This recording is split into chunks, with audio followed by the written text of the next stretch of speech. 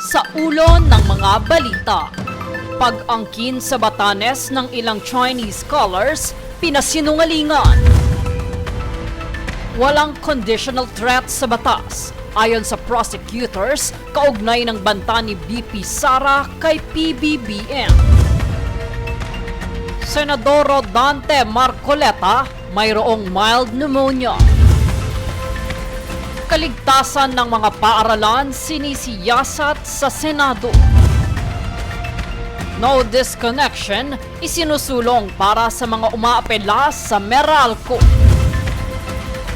Unang batch ng official entries sa MMFF, inanunsyo na. Patas at pantay na balita, komprehensibong ulat para sa pulso ng masa. Ito ang Newsful.